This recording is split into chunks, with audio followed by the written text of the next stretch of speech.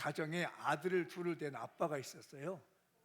근데 꽤 좀 잘 살았나 봅니다, 이 아빠가. 어느 날 둘째 아들이, 작은 아들이 아버지를 찾아와서 조심스럽게, 아버지, 저 혹시 아버지 돌아가시면 저한테 재산 상속해 줄 거죠? 그럼 해주지. 그래? 그러면 저요, 아버지 돌아가실 때 주지 말고 지금 주세요. 아이, 버리장머리 없이. 아니, 아버지 돌아가시질 않는데 유산 내놓으라는 거예요. 그래가지고 가만히 생각해 보니까, 그래, 나 죽어서 주는 것보다 지금 줘서 뭐 이 작은 아들이 뭘 좀 해보면 더 좋겠다 해서 아버지가 판단을 하고 마음을 넓게 써서 괘씸하잖아요. 나한테 그러거든. 두 아들이 저도 있는데 작은 놈이 와가지고, 아빠 돌아가실 때 혹시 우리 유산 안 줄 거예요? 안 줘. 그럼 끝나는데 또 어른들도 준다고 하잖아요. 어떤 사람은 그러대요. 손주가 이뻐가지고 나지도 않은 손주한테 재산 상속하고 갔다고 돼. 그런 분도 봤어요.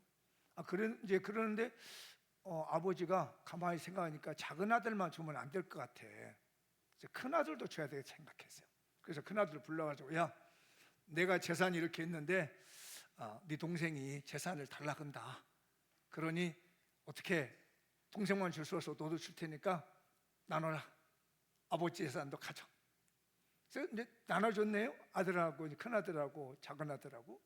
이제 재산 이제 자기가 따고 오니까 작은 아들이 며칠 있더니 집을 나간대야.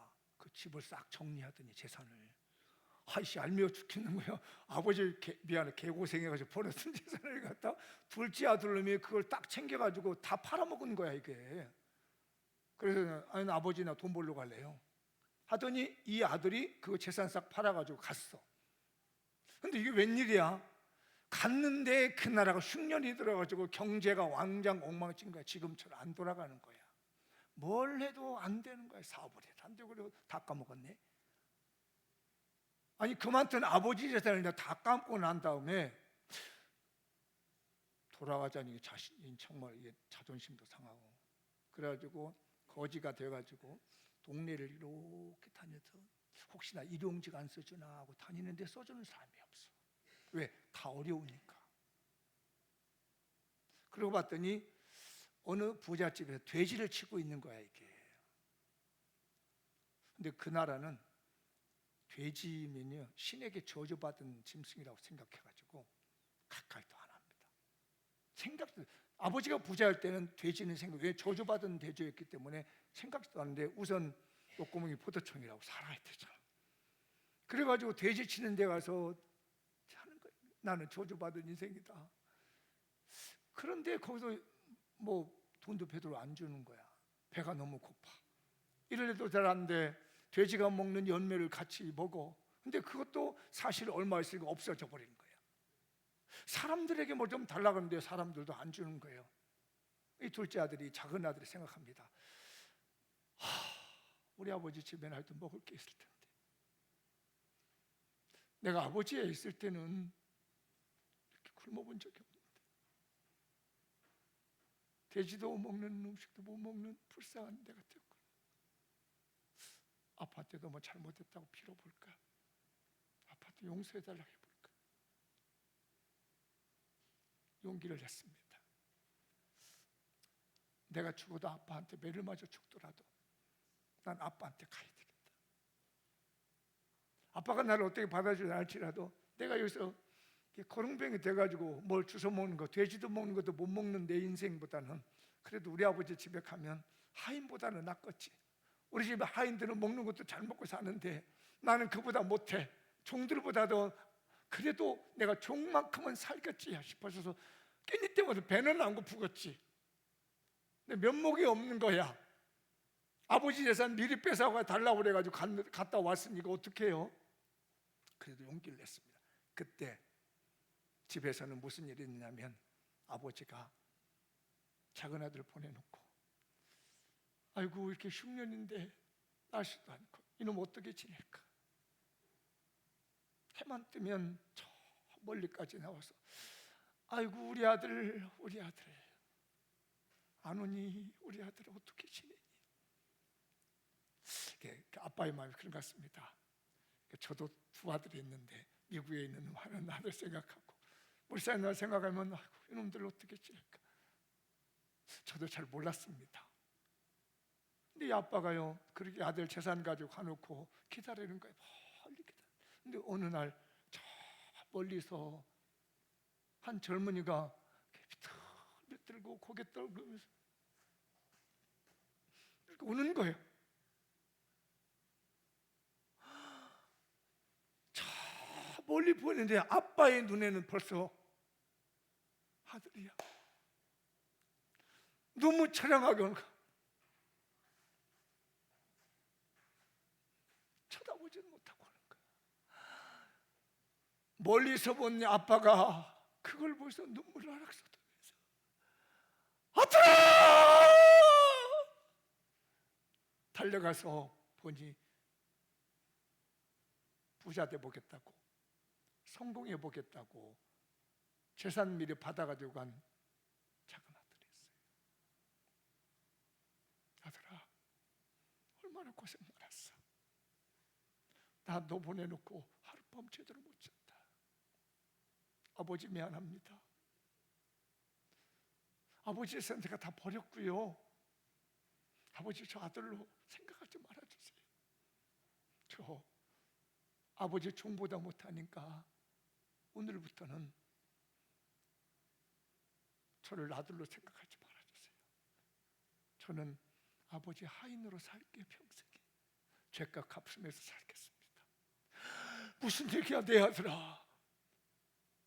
너는 내 아들이야. 재산 끝까지 그 뭐니? 네 목숨 살아가지고 왔는데 이게 무슨 소용이 있어. 가자 가자. 여보라 빨리 손잡아. 잔치 벌려야 되겠다. 우리 아들이 살아왔어. 그동안 얼굴이 찌그러져 있어 근심거려 쓰던 아버지 얼굴이 환하게 밝아지면서 어서 와 어서 와 어서 와. 자 손잡아.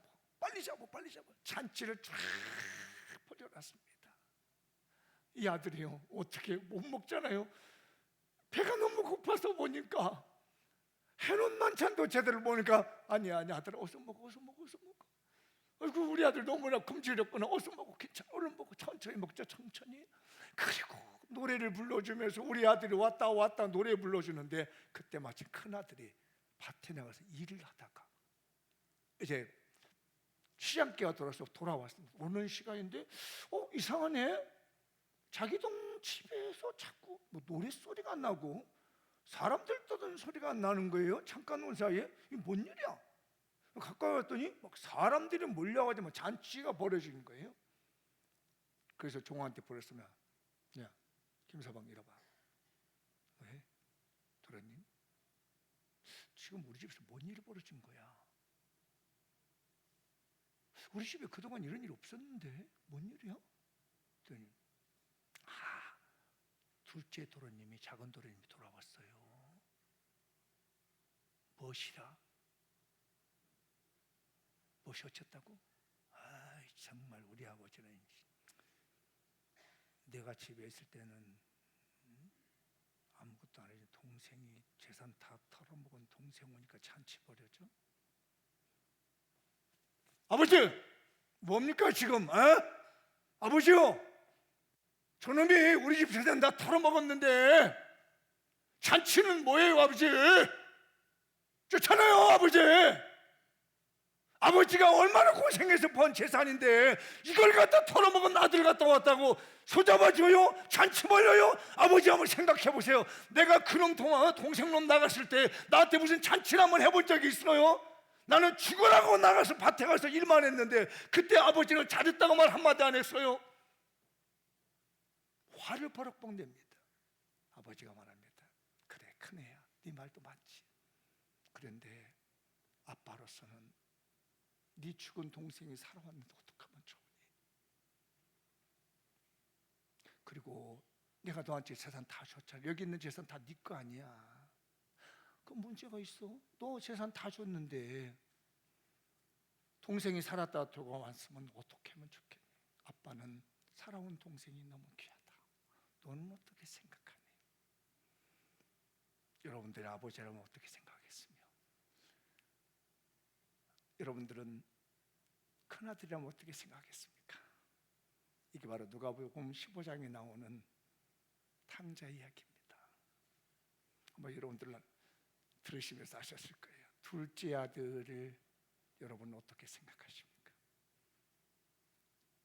아버지의 마음으로 그 작은 아들을 받아준 그 마음은 어떤 마음일까요? 저는 이 설교를 준비하면서 아버지의 마음 주세요, 아들이 아닌 아버지 마음을 주세요라고 기도했습니다. 그러면서 간절한 마음으로 눈물을 흘렸습니다. 사랑하는 장미연 교인들, 아버지 마음을 달라고 기도하십시다. 큰아들처럼 문제 안 일으키는 아들도 있었을 거예요. 작은 아들처럼 뭔가 해보겠다고 실패하는 아들도 있을 수 있습니다. 교회도 먼저 믿는 사람들이 와서 오랫동안 먼저 믿어서 교회를 다 정착하고는 큰아들 같은 사람들이 있습니다. 그런데 나중에 이런 일 저런 일 세상에서 다 망가뜨리고 빈털터리 되어가지고 찾아오는 작은 아들 같은 교인들도 있습니다. 그럴 때 우리의 마음은 어떠해야 될까? 저는 바랍니다. 아버지의 마음이 필요합니다. 우리 장미용 교회 성도들의 마음은 큰아들도 귀하고 실패한 작은 아들도 귀하게 여길 수 있는 아버지의 마음을 갖도록 기도하십시다. 그게 최고의 사랑이죠. 그만한 사랑이 없습니다. 배가의 사랑을 실천한다는 것은 아버지의 마음을 갖는다는 것이며, 저도 이제야 조금씩 아버지가 뭔지를 조금씩 배워갑니다. 아버지의 마음이 뭔지를. 사랑하는 성도들이여, 오늘 하나님께 기도합시다. 내가 사랑을 실천하기 위해서. 우리 특히 남자분들, 아마 여자분들은 이 감정이 조금 저와 다를 수 있습니다. 고민을 많이 했습니다. 부모의 마음이라고 표현하니까 너무 광범위해져가지고 오늘은 제가 오롯이 아버지를 향한 말씀을 가져봤습니다. 사랑하는 아버지들이여, 배가의 사랑을 실천할 수 있는 아버지 마음을 달라고 기도하십시다. 그 아버지의 마음을 가지고 사랑할 수 있는 교회가 됐으면 좋겠어요. 읽어볼까요? 시작. 아버지의 마음으로 불을 다룰 줄 압시다. 한 번 더 시작. 아버지의 마음으로 불을 다룰 줄 압시다. 오늘 본문의 말씀을 보면은 이런 말씀이 나오죠. 읽어볼까요? 시작. 만물의 마지막에 가까웠어. 그러므로 너희는 정신을 차리고 근신하여 기도하라. 무엇보다도 뜨겁게 서로 사랑할지니 사랑은 허다한 죄를 덮느니라. 이게 이제 베드로 전서가 있고 베드로 후서가 있어요. 이게 무슨 말이냐면 앞에 베드로라는 말은 사람의 이름이고 뒤에 전서라는 말은 먼저 보낸 편지라는 뜻이에요. 서자는 글서자로 편지라는 뜻이에요. 그러니까 베드로가 먼저 보낸 편지, 이걸 첫 번째 편지라고 그래요. 그리고 이제 뒤에 보면은 베드로 후서가 나와요. 그건 뭐냐면 베드로가 두 번째 다음에 보낸 편지. 이게 베드로 전서, 베드로 후서라고 그래요. 그런데 이 베드로가 이 베드로 서신을 보낼 때가 그때 당시에 너무너무 힘들 때였어요. 혹시 여러분들 로마 시대라고 들어보셨나요? 로마 제국이란 말 들어보셨나요? 그게 바로 우리 기독교가 처음에 들어서는 그때에 그 세계를 지배하고 있던 나라가 로마라고 하는 제국이었어요. 왜 왕국과 제국이 좀 다른지 아시죠? 왕국과 제국은 좀 다른 게 뭐냐면 제국이란 말은 황제가 다스린다 해서 제국이라고 그래요. 왕국이라는 것은 조금 더 협소한 개념으로 왕이 다스린다 해서 왕국이라고. 그래서 로마는 제국이라고 합니다, 보통. 왜? 황제가 다스려요. 그러다 그들보다 더 높은 지위를 가졌다는 표현을 쓴 거예요. 그런데 이때가요 엄청나게 핍박이 많았습니다. 불같은 시험이 있었고요, 박해가 많았어요. 한 300년 동안 박해가 이루어집니다. 불같은 시험이 와요. 불같은 어려움이 옵니다. 그때 베드로는 그 불과 불로 맞대는 걸 가지고 여기 보면은 뜨겁게 사랑이라고 한답니다. 왜? 지금 박해가 뜨겁게 와, 너무 불처럼 너무 뜨겁게 오니까 우리도 그러면 그게 맞대응해서 뜨거운 불처럼 사랑을 하자. 지금은 정신 차릴 때다. 지금은 기도할 때다. 왜? 너무너무 박해가 심해서 다 죽게 생겼으니까. 그래서 우리도 불처럼 기도하자. 불처럼 사랑하자. 왜? 이 제국이, 로마라고 하는 제국이 불같이 우리를 시험하고 있고 불처럼 실제로 불 속에다 구덩이에다 던져서 죽이기도 하니까 베드로는 그걸 생각합니다. 그래, 우리도 불처럼 뜨겁게 사랑해보자. 아버지는 아마 베드로도 그걸 느끼실 겁니다. 불같은 시험을 어떻게 다룰까? 이 불을 어떻게 다뤄야 될까? 우리 인류에게 하나님 주신 선물이 있다면 뭐죠? 불을 다룰 줄 아는 존재랍니다. 인간이 왜 다른 동물이나 다른 피조물보다 더 우월하냐면 불을 다룰 줄 알아요. 그건 뭘 말하냐면 불을 다룬다는 말은 문명을 인간은 창출해낼 수 있다는 거예요. 그런 어떤 능력을 가지고 있다는 것이 불을 다루는 존재를 인간이라고 하는 거죠. 그런데 저는 이 불을 다룰 줄 안다는 것은 우리 안에 일어나고 있는 이 불같은 분노, 우리 삶에 나타나는 불같은 사람, 불같은 시련, 어려운 것들을 우리는 어떻게 다룰 것인가? 두 아들을 두었던 아버지가 아마 자기 재산 다 날려버렸을 때 여기서 불이 일어났을 것 같아요. 왜? 내 재산 죽도록 해놓은 건데 아들놈이 나가져서 가만히 있으면 될 건데 그걸 갖다가 가져다가 태웠으니 아버지의 마음이 얼마나 불이 타겠습니까? 그 자리에서 천벌을 내리고 싶었을 텐데 이 아버지는 그 불을 다루었습니다. 자칫 잘못하면 형제와 형제가 이가 나해서 절대로 못 만날 수도 있었는데 아버지가 불처럼 호령했더라면 이 둘째 아들은 영원히 버렸을 텐데 마음속에 타오르는 분노의 불이라는 것을 다뤘기 때문에 큰아들도 얻을 수 있게 되었고 작은 아들도 얻을 수 있었게 되는 것은 그 안에 아버지가 불을 다룰 줄 알았던 겁니다. 우리가 세상에 살다 보면 우리 안에 불이 타오를 때가 있습니다. 분노의 불이 탈 수도 있으며 열정의 불을 탈 수가 있는데 이 불을 어떻게 다룰 줄 아느냐에 따라서 우리의 인생이 달라지는 것이고 여러분의 가문이 달라지게 되는 것이고 여러분의 가정이 달라질 줄 믿습니다. 사랑하는 장미영교인들이여, 불을 다룰 줄 아는 성도가 되십시다. 열불 난다고 살인할 수 있습니까? 아니잖아요. 그 열정적인 열불 나는 마음을 가지고 어디를 끌고 가요? 하나님께 나와 정신 차려 기도하는 데 끄는 거예요. 베드로 사도는 그 불같은 박해가 왔을 때 우리는 박해에 대해서 뜨겁게 사랑하자, 우리끼리.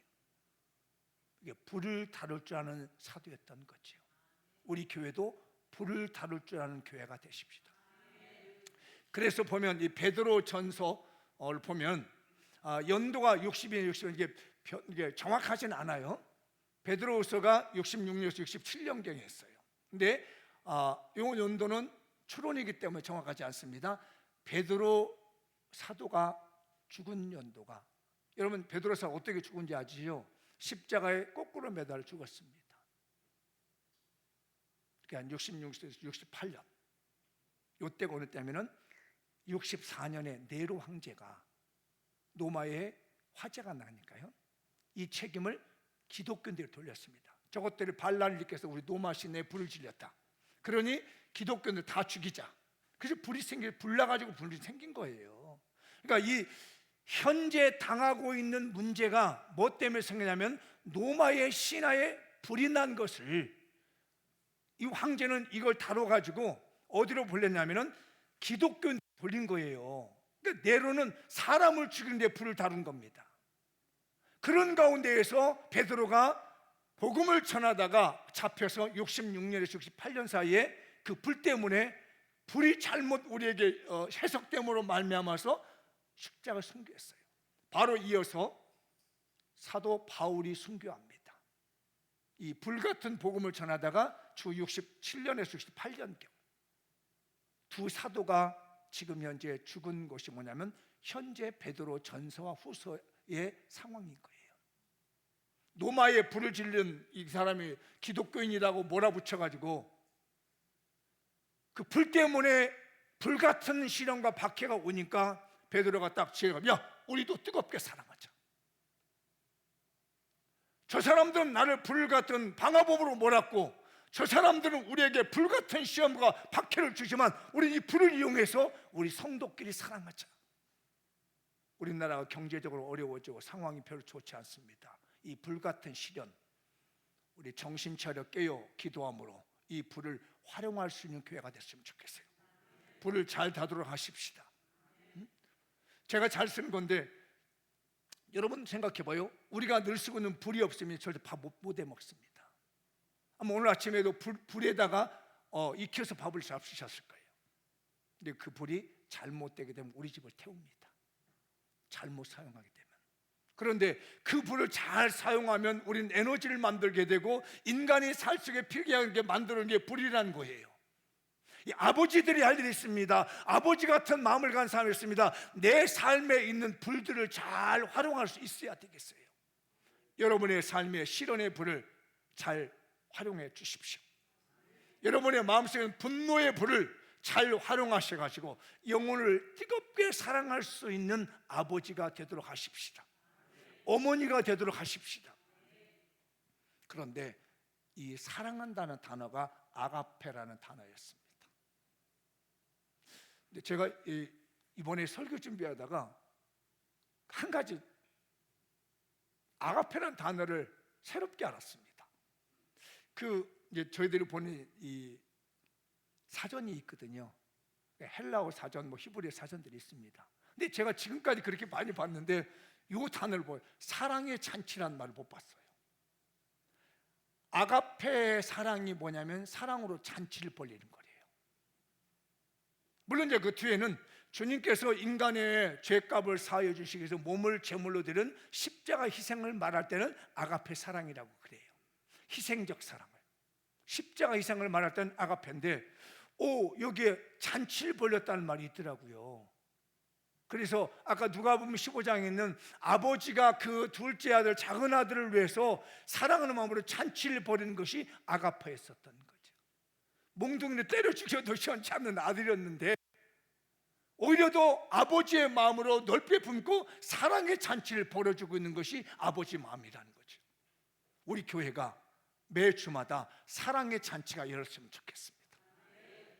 어쩌면 우리는 큰아들 같은 사람이 먼저 믿어서 교회를 지키고 있으니까, 어떤 분들은 10년 전에, 어떤 분은 20년 전에, 어떤 분은 30년 전에, 어떤 분은 40년 전, 50년 전에 이 교회를 지키고 있는데 이제 막 새로 들어오는 분들은 둘째 아들 같이 뭔가를 내가 고민하고 갈등하고 어려움을 겪다가 어떻게 전도돼서 장로교회 온 거예요. 왔더니 큰아들이라고 하는 것들이 막 그런 거 왜 왔느냐고, 이제 와서 뭘 왔느냐고 이렇게 돼야지만 아버지는 오히려 더 어디에 마음을 두고 있냐면은 실패하고 좌절해버리는 내 아들, 작은 아들에게 더 마음이 있더라는 거죠. 우리 교인들이요, 작은 아들에게 마음을 둘 수 있는 아버지의 마음을 가지십시다. 이게 사랑의 잔치인 거예요. 다 안아주고 다독거려주고 오시라고 같이 인사해 주시고 사랑으로 잔치를 벌이라는 게 그것도 어떻게 뜨겁게. 그래서 이 베드로 사도는 불같은 시험에 노마의 시험이 있는데 지금 우리가 잔치 벌이자. 뭘로? 사랑으로. 아버지의 마음을 가지고. 그런데 이 누가복음 15장에 있는 이 사건이 베드로도 주님에게 들은 말씀이거든요.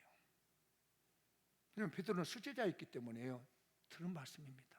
그래서 그가 그때는 몰랐지만 은혜를 받고 성령을 받고 은혜 받고 나니 그래, 우리 선생님이 그때 아버지 마음을 말을 했지. 큰아들과 둘째 아들 비유를 말씀하시면서 아버지 마음이 어떤 마음이라는 걸 말씀해 주셨지. 그거를 지금 생각하고 있는 겁니다. 그 마음을 가지고 이 로마 제국에 대해서 우리가 반대하고 욕하고 그들을 가서 나쁜 사람이 말하기도 전에 이 아버지가 둘째 아들을 품어주듯이 그 뜨거운 마음을 가지고 로마 제국을 품어주자. 그것이 바로 오늘 말씀 주고 있는 뜨겁게 서로 사랑하자. 그래서 불을 다룰 줄 아는 아버지의 마음을 예수님이 일러줍니다. 그거를 베드로도 배웠을 겁니다. 왜? 주님에게 배운 제자이기 때문에. 우리도 마찬가지요. 이 아버지가 불을 다룰 줄 알아야 되는데 그 불을 다룰 줄 아는 마음은 바로 이 마태복음 산상보훈이라는 것이 나옵니다. 한번 읽어보도록 할까요? 5장 43절 44절 시작. 또 내 이웃을 사랑하고 내 원수를 미워하라 하였다는 것을 너희가 들었으나 나는 너희에게 이르노니 너희 원수를 사랑하며 너희를 박해하는 자를 위하여 기도하라. 그래서 베드로 사도가 말합니다. 노마 박해가 심한 이때에 야 우리 정신 차리다. 내가 우리 선생님한테 배운 게 있다. 우리 예수님에게 배운 게 있어. 이럴 수 있도록 박해 자리에서 기도해 주라고 그랬다. 이 원수들에 대해서 같이 맞대응해서 하기보다는 뜨겁게 불처럼 뜨겁게 사랑해 주라고 했다. 이게 내가 배운 아버지의 마음이었다. 그게 지금 오늘 고스란히 베드로전서의 4장의 7절 8절 들어있는 거예요. 또한 우리도 마찬가지입니다. 우리 주님이 제자들을 가르쳤던 그 말씀을 오늘 고스란히 그대로 받아들여서 이 정부를 위해서 기도 많이 하십시다. 정신 차리고 기도 많이 하십시다. 우리 주변에 있는 새가족들을 위해서 정신 차리고 기도 많이 해주십시다. 우리 주변에 어려움 당하고 있는 성도들, 사람들을 위해서 정신 차려 기도 많이 해주십시다. 특히 나를 박해하고 힘들게 하는 사람이 있거든 뒤져버리라고 하지 말고. 무슨 그러니까 웃는구나. 야 목사님도 약간 세게 말 한마디 해야 되는구나. 뒤져버리라고. 아 또 아멘 알고 있어 또 거기다가. 아 정말. 우리 장미영 교회 아버지의 마음을 가지고 뜨거운 사랑으로 기도해 주십시다. 이게 바로 배가 사랑이에요. 일반적으로 사랑할 수 있는 것은 나를 사랑하는 사람을 사랑할 수 있는 것은 그냥 보통 사랑입니다. 그러나 배가의 사랑이라고 실천한다는 건 뭐냐면 나를 핍박하고 나에게 원수가 되는 사람들까지도 끌어안고 기도해주고 품어줄 수 있는 것이 바로 아버지의 마음이며 우리 장미용 교회가 실천해야 될 영혼 사랑에 대한 마음인 줄 믿습니다. 이 마음 가십시다. 자, 그런 분들에게 하트병 하면 다른 옆 사람에게 하시죠. 뿅도 해주면 좋아. 자, 뿅, 하트병. 그러니까 이 하트병을 받을 수 있는 사람은 어떤 사람? 아버지의 마음으로 불을 다룰 줄 아는 사람. 이 불이 누군가를 미워하고 누구를 죽이고 이러는 것이 아니라 그 뜨거운 가슴으로 뜨겁게 서로 기도해 줄 수 있는 이 불의 마음을 가질 수 있는 사람에게 뭐 한다고? 하트병. 자, 한 번 더 시작. 하트병.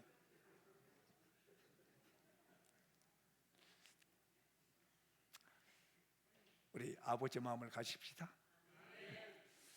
자, 영어를 써서 미안합니다. 이걸 좀 극적으로 표현하고 싶어서 제가 영어 썼는데, 자, 혹시 영어를 읽을 수 있는 분들, 나는 저게 잘 까막눈이라 잘 안 보인다 하시는 분들은 그냥 옆에 사는 거 입만 보고 있으면 되게요. 혹시라도 이게 읽을 수 있는 분들이 계신다면 한번 읽어볼까요? 시작. No cross, no crown. 서로 원망 없이 대접하고 봉사합시다. 영어는 읽을 줄 알았는데 한글은 또 못 읽으시네. 다시 시작. No cross, no crown. 서로 원망 없이 대접하고 봉사합시다.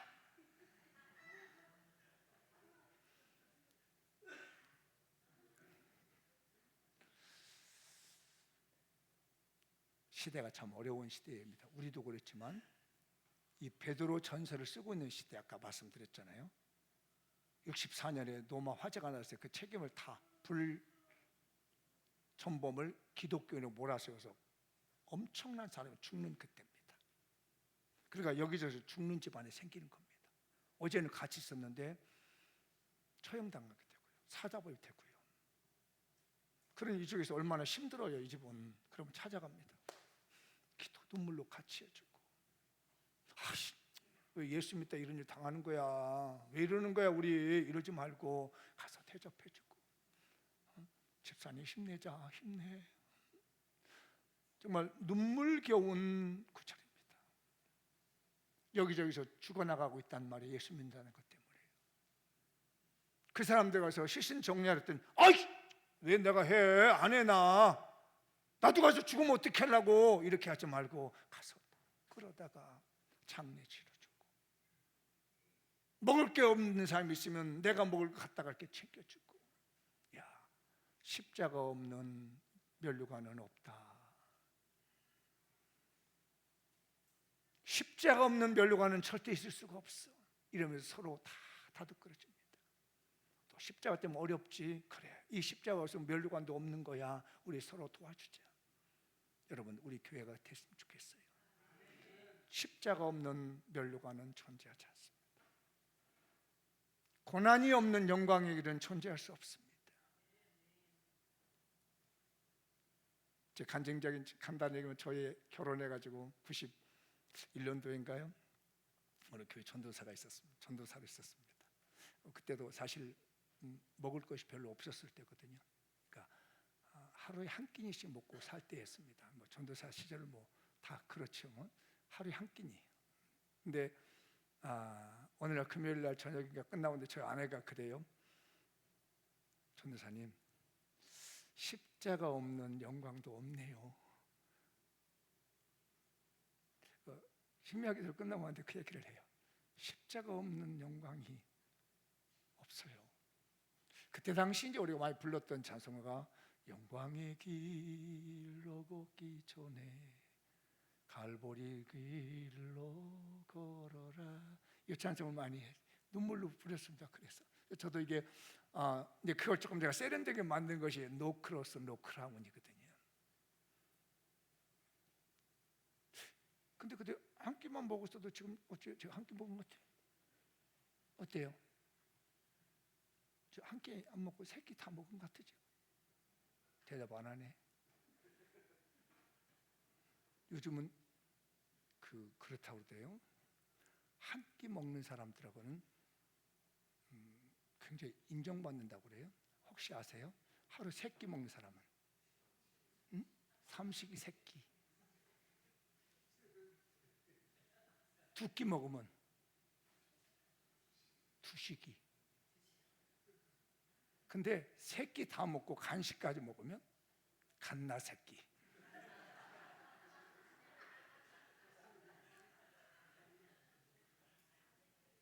한 끼 먹으면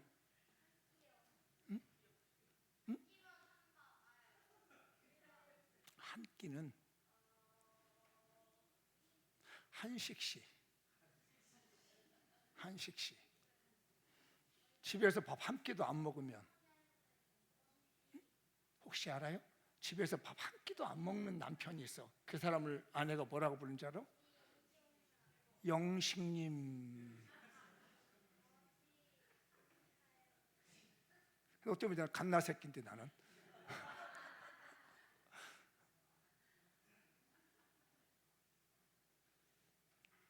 그렇게 어려운 길을 가는 길이 바로 지금 베드로서의 길입니다. 그래서 오늘 성경 말씀에 보면은 서로 대접하기를 원망하시고 각각 은사를 받은 대로 하나님의 여러 가지 은혜 맡은 선한 청지같이 서로 봉사해라. 왜? 어려움을 당하고 있다는 겁니다. 한 300년 동안을 어려움을 당하는데 베드로 시점부터요. 그때 당시에 사도 요한의 제자가 목사님이 되었습니다. 20살 때에 그분이 서머나교회라는 요한계시록 2장에 나오는 서머나교회가 있거든요. 7교회 중에 20살 때, 20대에 거기 담임 목사가 됐답니다. 놀라운 일이에요. 그분 사도 요한의 제자였었던 폴리갑이라고 하는 폴리갑이라고 목사님입니다. 저도 어릴 때 그 목사님에 대한 이야기를 우리 목사님께 담임 목사님 듣고 나도 저렇게 해야 되겠다. 어린 시절 마음을 먹었었는데요. 이분이 이제 목회를 하시다가 이분을 죽이려고 합니다. 왜? 그때 당시 이제 다 죽이는 상황이었으니까요. 그래서 체포돼가지고 잡혀가지고 옵니다. 근데 여러분들 혹시 카타콤이라고 들어보셨나요? 콜로세움은 제가 우리 교인들하고 원래는 그 성지순례 코스를 잡았었는데 지금 터키하고 그리스에서 멈췄습니다. 이스라엘 갔고 요르단 갔고 이집트 가고 다음 코스가 터키하고 그리스인데, 그리고 마지막으로 가고 싶은 곳이 로마 그 지역인데 이제 멈춰 있어요. 제가 로마에 갔을 때 정말 펑펑펑 울고 나왔다는 곳이 아니면 카타콤이라는 곳입니다. 이게 뭐냐면 지하 무덤이에요. 그러니까 그리스도인들이 로마 황제가 워낙 핍박하니까 도망간 거예요. 어디로 가냐면 지하 무덤으로 숨은 거예요. 그게 카타콤이라는 거예요. 그래서 로마에 가면 꼭 들려야 될 곳이 카타콤이에요. 그래서 여러분 콜로세움은 많이 들어보셨죠? 콜로세움은 이제 연영 경기장이잖아요. 원래는 군사 훈련도 하기도 하고 뭐 이런 일을 모임도 하는 것인데 우리 그리스도인들은 그냥 피 맺힌 곳입니다. 거기서 우리 그리스도인들이 사자밥이 됐어요. 그래서 많이 순교를 당한 곳이 콜로세움입니다. 그래서 눈물 없이 갈 수 없는 곳이 카타콤이하고 콜로세움이에요. 카타콤은 지하 무덤, 거기서 예배를 드렸어요. 신체 옆에 놔두고요. 밖으로도 못 나가고. 그런 상황인데 요 목사님을 잡아다가 콜로세움에서 죽이려고 하는 거예요. 근데 그날 밤에 꿈을 꿨는데, 얼마 전에 꿈을 꾸니까 목사님이 잠을 자는데 베개에서 불이 타더래요. 그래서 목사님께서 저거 있는 분들에게 이제 내가 순교할 것 같다. 그럴지라도 흔들리지 말아다오. 이러고 준비를 하고 있었더니 아니나 다를까 이 목사님을 체포를 했습니다. 그리고 죽이려고 하는데 마지막에 얘기를 해요. 그 집행관이 지금이라도 예수 안 믿겠다고만 하시면 당신 인품이 워낙 뛰어나니까 살려드리겠다.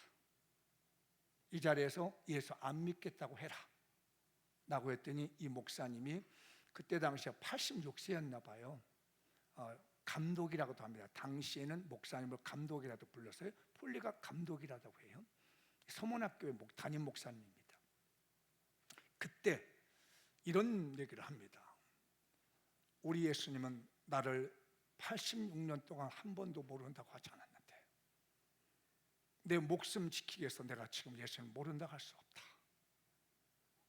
그렇게 하고 군중들이 화형시키자 해가지고 불 질러주겠습니다. 그런데 콜로세움에서 불을 질렀는데 어떤 일이 벌어지냐면 이상하게 목사님이 불을 타는데 그 경기장에 향기가 쫙 나더라는 겁니다. 죽은 시체 냄새가 아니라요, 향기로운 향기가 쫙 나더래요. 그때 당시 황제 이름이 여기 나온 대로 마르쿠스 아울렐리우스. 혹시 여러분들 마르크스 아울렐리우스의 명상록을 읽어보셨나요? 유명하잖아요. 마르크스 아울렐리우스 명상록이라는 건요, 저는 중고등학교 때 이게 좋은 책임자, 왜 선생님이 마르크스 아울렐리우스의 명상록 읽으라고 권해서 읽는데 나중에 알았습니다. 이 마르크스 아울렐리우스라고 하는 황제가 예수 믿는 사람 죽이면서 쓴 책이 명상록이었군요. 그 사람 때문에 폴리감 목사님이 죽은 거예요. 이 황제 때문에.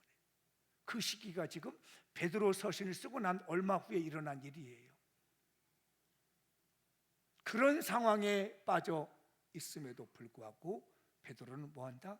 봉사해라, 서로 대접해줘라, 안아줘라 하는 겁니다. 이게 뭐냐면 바로 배가의 사랑을 실천한 그리스도의 아버지의 마음인 줄 믿습니다.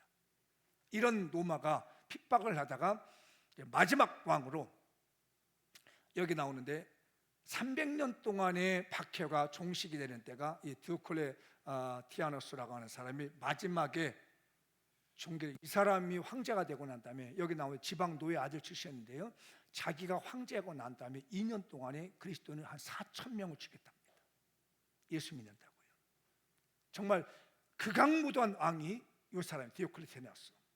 그런데 그 다음에 왔던 이 갈레리우스라는 황제가 이러면 안 된다, 기독교를 죽이지 말자 해서 박해를 종식시켜요. 그게 310년. 그 다음 2년 후에 콘스탄티누스라고 하죠. 여러분 그 터키 이스탄불이라고 들어보셨나요? 터키 수도. 그 이스탄불이 원래 콘스탄티노플입니다. 동로마 제국의 수도였어요, 콘스탄티노플. 왜 콘스탄티노플이라고 하냐면 콘스탄티누스의 황제를 기념하는 도시가 된 거예요. 이 콘스탄티누스 황제의 엄마가 헬레나인데 신앙이 좋은 분입니다. 이집트에 신의 사원을 발견한 그 수도원이 있는데요, 그와도 관련이 있습니다. 거기까지 다 설명할 수는 없고요. 이 콘스탄티누스 황제가 313년에 밀라노에서 칙령을 내립니다. 이제 기독교인들 그만 죽여라. 앞으로 로마에서는 기독교를 가져도 좋다. 로마에서 기독교 종교를 믿는 것은 자유다. 국교를 만든 것은 아니고요, 로마도 기독교를 인정해주고 기독교인으로 신앙생활을 하는 사람들이 있을 누구든지 죽지 않는다 해서 콘스탄티누스 황제가, 저는 개인적으로 그 뒤에는 어머니 헬레나의 기도가 많이 있지 않았는가 싶어져요. 물론 개인적으로도 그도 큰 믿음이 있었고, 그래서 313년에 로마에서 기독교가 정식적으로 인정이 되어 그 후로부터 예수 믿는 사람이 죽지 않았다는 거죠. 그러기까지 지금 이 베드로의 이 시점부터 시작해서 여기까지 기독교인들이 엄청난 시련과 고통을 당할 때 뭐였냐면, 야, 서로 봉사해 주자, 서로 다독여 주자. 우리 장미영 교인들이요, 힘들고 어려울 때 뭘 해주자? 자, 다독여 주자. 부탁 한번 할래요? 제가 어려울 때 나 좀 다독여 주세요. 시작. 네, 그 다음에 당신이 어려우면 제가 다독여 드릴게요. 시작. 우리 서로 다독여 주며 삽시다. 이게 바로 배가의 사랑을 실천하는 겁니다. 나도 어렵고 너도 어렵지만 서로 끌어안아 주는 것, 서로 봉사해 주신 것, 서로 어려울 때도 알아주는 교회가 되셨으면 좋겠어요. 나만이 아니라 너도 챙겨줄 수 있는, 서로 대접하고 봉사해 줄 수 있는 아름다운 교회가 됐으면 좋겠습니다. 네, 마무리를 지어보겠습니다. 시작. 배가 부흥을 위해 백의 사랑을 실천합시다. 배가 사랑을 실천하기 위해 아버지 마음으로 불을 다룰 줄 압시다. 뜨거운 시련의 불을 아가페 십자가 사랑으로 전환시켜 사랑의 잔치를 벌입시다. 사랑하는 장미영교회 가족들이요, 노 크로스 노 크라운입니다. 주어진 시련과 환경을 핑계대거나 거부하지 말고 배가 부흥을 위해 서로 원망 없이 대접하고 봉사합시다. 2025년 장미영교회 배가 부흥을 이루는 배가 사랑을 실천합시다. 할렐루야. 우리 서로 뜨겁게 사랑해 주십시다. 앞뒤 번호기 하면 사랑합니다. 사랑합니다. 다 같이 자리에 일어나셔서 오늘 찬양곡 또 들어보겠습니다. 주님